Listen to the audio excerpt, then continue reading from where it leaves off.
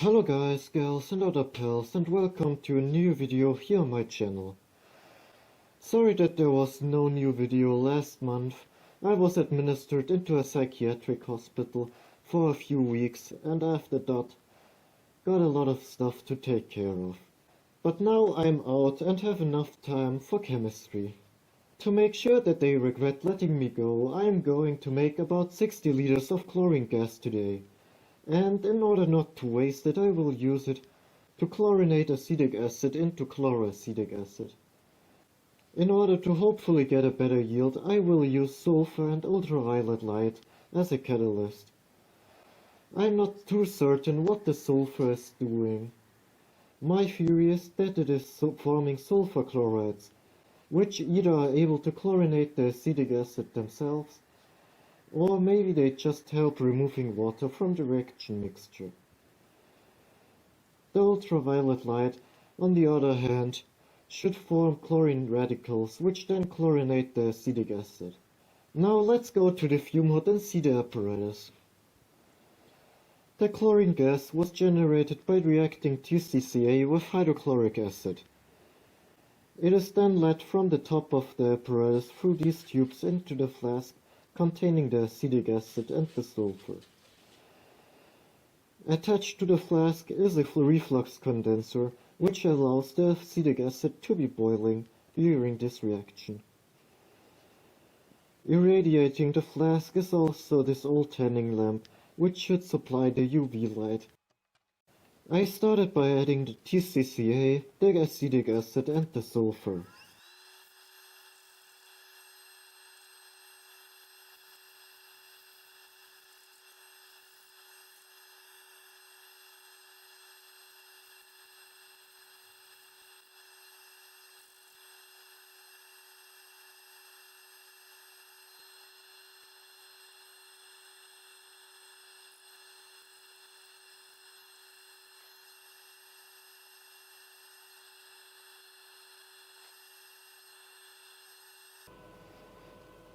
The acetic acid was heated to a slight reflux, after which the hydrochloric acid was added into the addition funnel.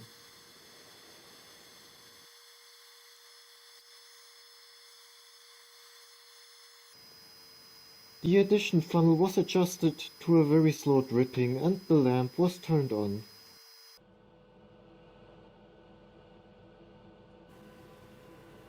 The mixture slowly turned yellow, and the sulfur reacted away.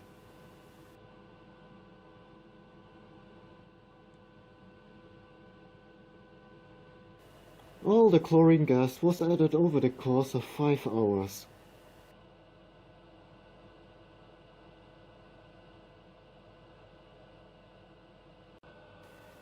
Now here we have the chlorinated mixture.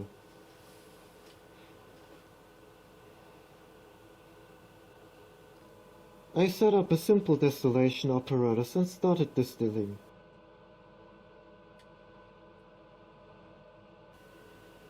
The first fraction was collected up to 150 C.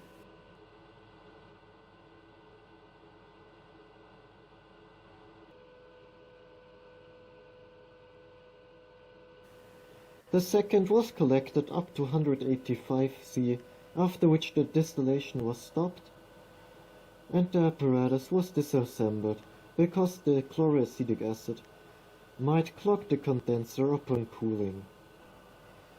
Instead, a simple distillation arm was used as an air condenser and the distillation was continued.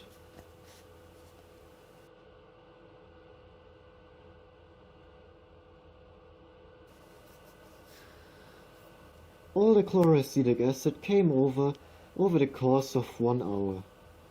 Like you can see, a lot of it solidified in the distillation arm. I used my heat gun to melt it all into the collection flask.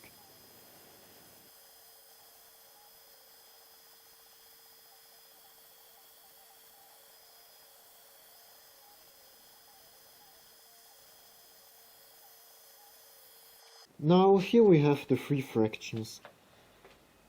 The first fraction being the majority of the distillate, although being light yellow at first ended up dark yellow after a while.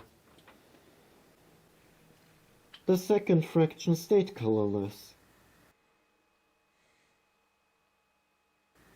Here we have the last fraction containing the chloroacetic acid, and like you can see, it ain't much. To calculate the yield, I melted it into a pre-weighed flask.